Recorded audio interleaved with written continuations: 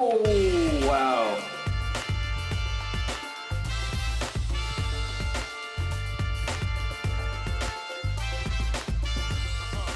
Alright guys, welcome back to the channel. In today's video, I'm looking at a Suzuki Hayabusa. It's all the way down in Atlanta, Georgia. And it is the cheapest one I was able to find. They usually go for around $6,000 to $7,000, but have some pretty exciting content planned. So guys, I guess I'll see you there in Atlanta. We're gonna go check out this Suzuki Hayabusa. Alright, so Trav hooked me up with the Suzuki Hayabusa. What do you say was done to it? I did the 240 kit on it, all chromed out. I did the dual Yoshi exhaust on it, chrome Hayabusa grips, the handles as well. Has RC component wheels on it, aftermarket undertail on it. You know, really good bike, fast as hell. So, you know, had the gator seats done to it as well. I don't know what happened. Heard a clunking noise and she started smoking on me, so decided to send her to a better home. Too many other projects to deal with right now, so. Well, thanks, Trav. Hey, no problem. Thank you.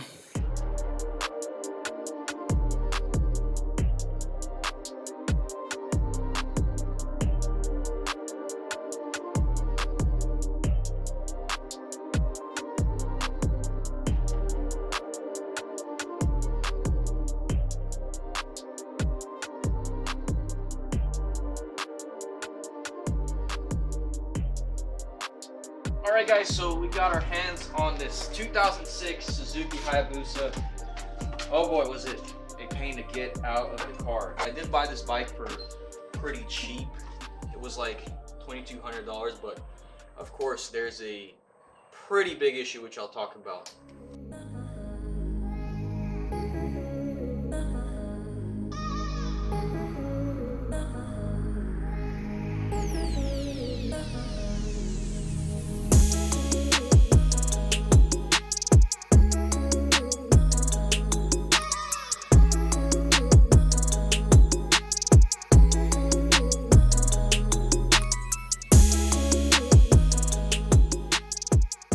Alright guys, so I got my hands on this 2006 Suzuki Hayabusa.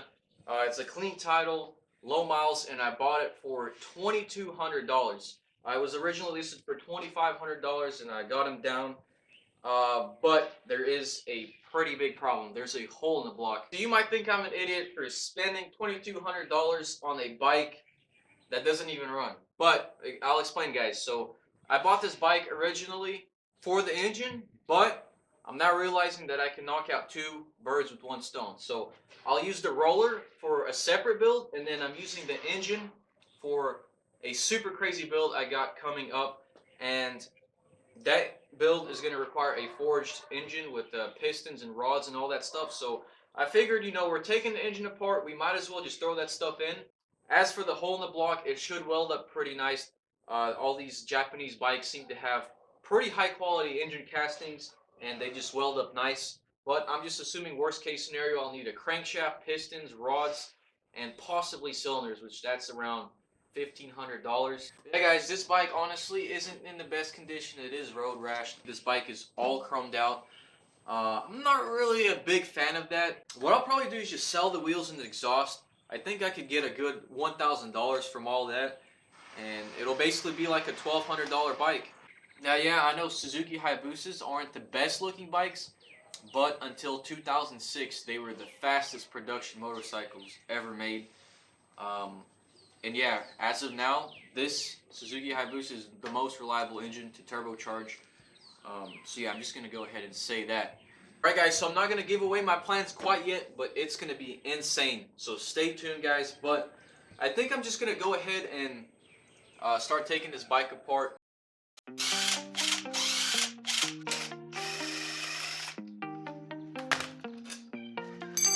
I don't know what this is. Probably like a little hose clamp. Or Yoshis.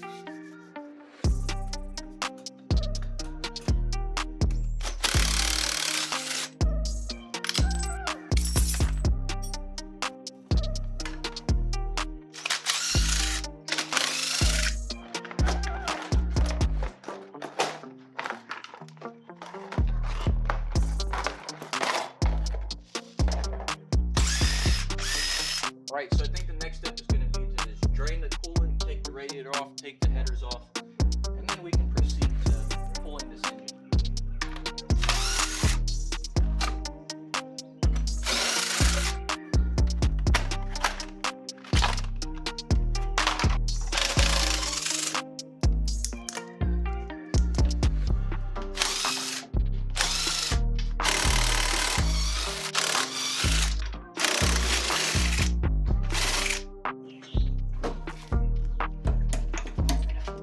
Alright, and that's the fuel tank.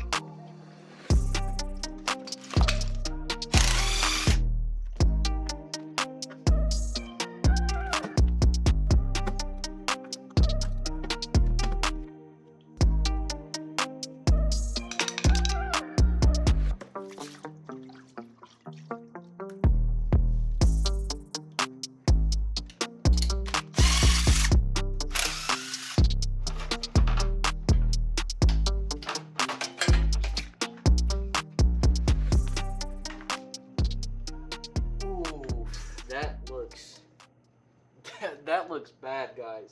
I guess I'm gonna go ahead and take these headers off so to make the engine removal easier, and I'll show you what I'm talking about.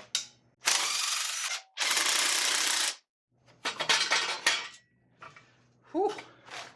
Alright guys, so I was unplugging the wiring and then I noticed that there is another hole in this block. So yeah, that kind of sucks. This one is actually a little bit smaller than the other hole. Way easier to repair than the other side because on the other side you have two machine surfaces mating up. So yeah, yeah guys, I'm really close to dropping this engine. I'm gonna go ahead and chase out the connectors, unplug everything, and then there's like 4 bolts or 5, and then we can just drop the engine. So I guess let's get to it.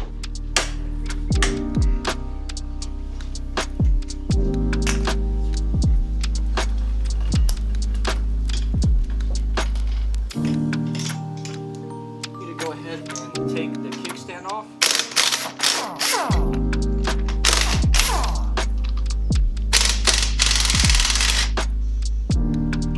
Alright, last bolt.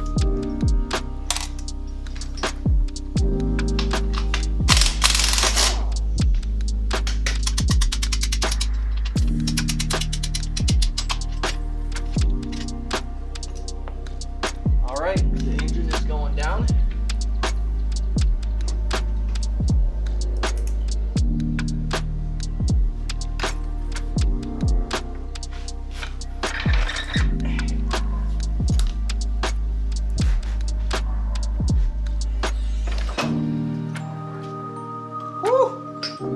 We got it, guys.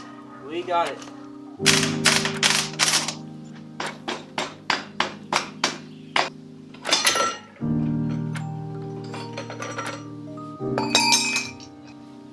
Alright guys, so I got the fat wheel off. This is basically like bigger than the tires on my Miata, but we do not need this because this is just too heavy and it's gonna slow us down. And then I'm also gonna be taking off the swing arm and replacing it with a stock swing arm. Alright guys, so we got the engine out. We got the rear wheel off. I am having trouble with taking the swing arm off. I need a special tool. But I guess I'm going to proceed to removing this chrome front wheel.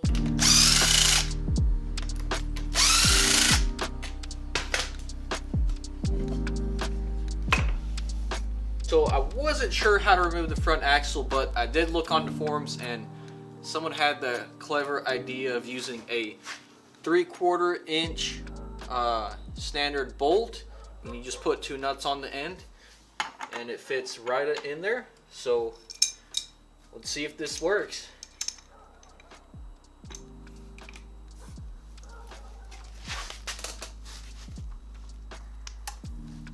I need to actually weld it.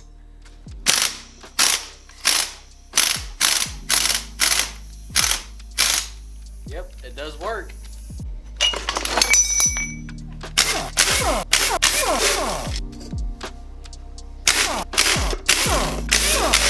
Alright guys, so now for the moment of truth. I'm gonna pull off the oil pan from the engine and just inspect it and see what it looks like inside.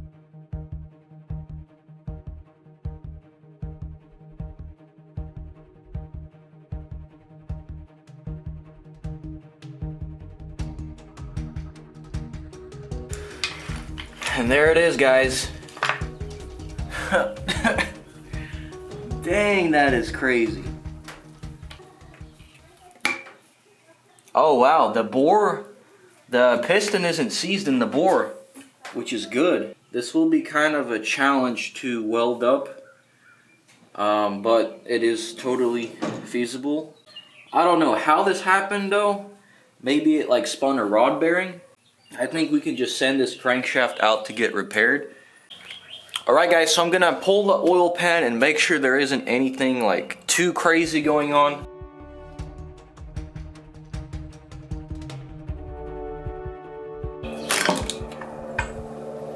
Oh wow. Holy crap. I mean, I guess it's not that bad, but that is bad. It looks like there was like sand in here. That looks like sand. There's a piece of chunk right there. The little flakes are non-metallic. They're crystal clear, which that's either salt or sand or desiccant. I don't know what that could be. As you can see, very, very weird and suspicious. Lots of organic-like material in there. So taking a look at the transmission, I don't see any stripped gears. The shift drum looks fine, and same thing with the final drive. All those gears look fine. So I don't know guys, let me know what you think down in the comments. All that stuff is basically non-metallic. Definitely feels and looks like it. Didn't see much of rod bearing material in there, but could be wrong.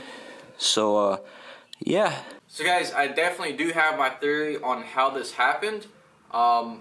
Either someone sabotaged this engine or someone drove this bike through a desert storm.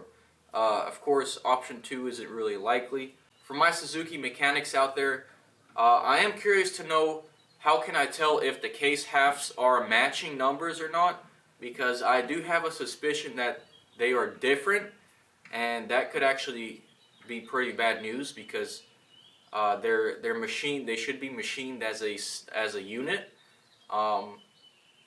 I'm just really curious, although they could be the same matching numbers.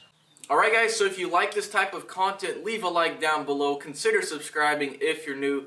And I think I'll have to catch you guys in the next episode of this bike build, which is going to be really exciting. Maybe we get to tear apart in that engine and find out if there's any more damage. So guys, stay tuned. And as always, peace and God bless.